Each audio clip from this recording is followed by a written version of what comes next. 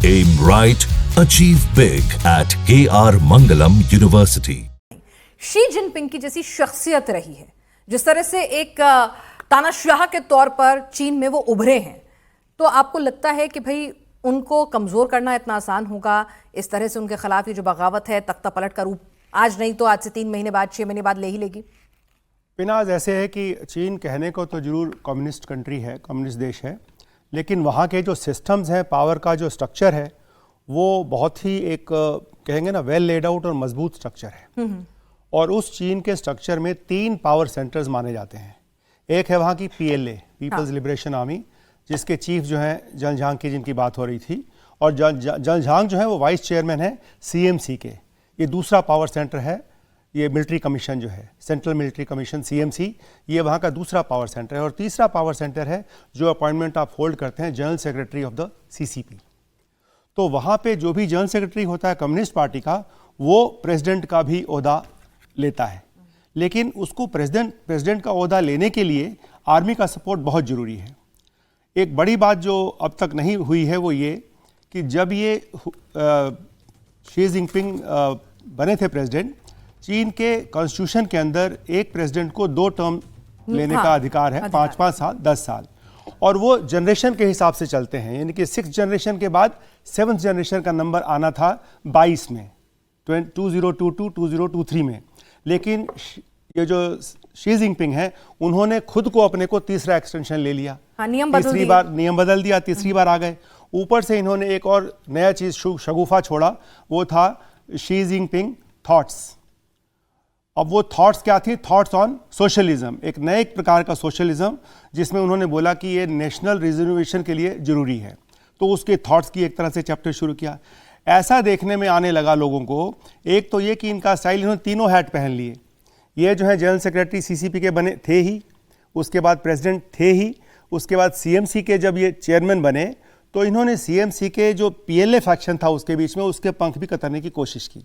जब हालांकि जो जंगझांग हैं वही रिस्पॉन्सिबल थे इनको तीसरी टर्म भी दिलाने के लिए, लेकिन जब इन्होंने वही कतरने की कोशिश की तो उनको ये अच्छा नहीं लगा। तब से थोड़ा बहुत उनको भी किरकिरी दिमाग में रह गई होगी। और वो हू जिनताओ का भी, हालांकि वो अभी प्रेसिडेंट नहीं है, लेकिन उनका काफ़ी बड़ा फैक्शन जो है अभी भी पार्टी पावर स्ट्रक्चर में है। तो वहाँ पे जो ये ट्रांजिशन होता है, सबसे बड़ी जो 2 इनके नेगेटिव्स थे शी जिनपिंग के, थे बोल रहा हूँ, इसका मतलब कि पावर स्ट्रक्चर ऑलरेडी बदलना शुरू हो गया है। ठीक है। शी जिनपिंग के 2 सबसे बड़े नेगेटिव्स थे। पहला क्या था इनका नेगेटिव? कि इन्होंने पूरा पावर को अपने सेंटर कर लिया था। तीनों ही जगह ये तीनों बॉस बन गए थे, तीनों ही मेन जो इंस्टीट्यूशन है वहाँ के।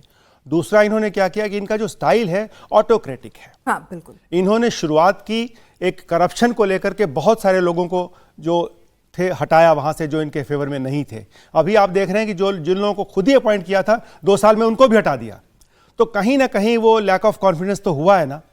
और सबसे बड़ी बात यह है कि इन 2 चीज़ों के चलते, एक ऑटोक्रेटिक स्टाइल इनका, और दूसरा कि अपने आप को ये जो मौजे दोंग थे वहाँ के, जो पहले इतने मतलब कह सकते हैं गांधी के बराबर के जो नेता, जिन्होंने कि PLA ला करके 49 में चीन को एक तरह से नया सिस्टम दिया, ये जो शी जिनपिंग है वो उनसे भी कहीं आगे बढ़ के, उनसे भी कहीं मशहूरी, मतलब कि इनको सेल्फ में खुद को अपने को प्रोजेक्ट करने के, बनाने का भी एक बहुत बड़ा शौक या बहुत बड़ी मजबूती इनके अंदर दिखाई दी। ये लोगों को बिल्कुल पसंद नहीं था। तो धीरे धीरे वो जो चीज़ है अभी आते आते यहाँ पे पहुँची है कि वांग यांग जो हैं वो भी एक बहुत इस तरह के कार्यकर्ता हैं जो एक तो सबको साथ लेके चलते हैं। ठीक है। वो कहते हैं hide your weakness, take everybody together for peaceful development. तो इस तरह का जो विचार वो रखते हैं। और कई जगह जो उन्होंने काम किए हैं पिछले 10 सालों में, वो हर लेवल पे जहां भी उनको रखा गया वहां पे उन्होंने बिना अपने आप को आगे लाए हुए पब्लिक के पार्टिसिपेशन में सबका साथ सबका विकास करके उन्होंने उस प्रोग्राम को आगे बढ़ाया। और उसमें सबसे बड़ा प्रोग्राम जो उन्होंने किया था वो था पावर्टी एलिवेशन प्रोग्राम था 2018 में। वहाँ उन्होंने बहुत ही बढ़िया काम किया था, जिसमें उन्होंने तकरीबन 2,80,000 लोगों को ट्रेन किया और 2,000 नई स्कीम्स चलाई उसके बीच में। तो उनका एक ऐसा ट्रैक रिकॉर्ड है, वो टेक्नोक्रेट जरूर हैं लेकिन ऐसा अच्छा ट्रैक रिकॉर्ड है कि वो बहुत मजबूत दावेदार माने जा रहे हैं इस चीज़ के। और वाइस प्रीमियर जो हैं CMC के वाइस चेयरमैन, वो है जनरल झांग।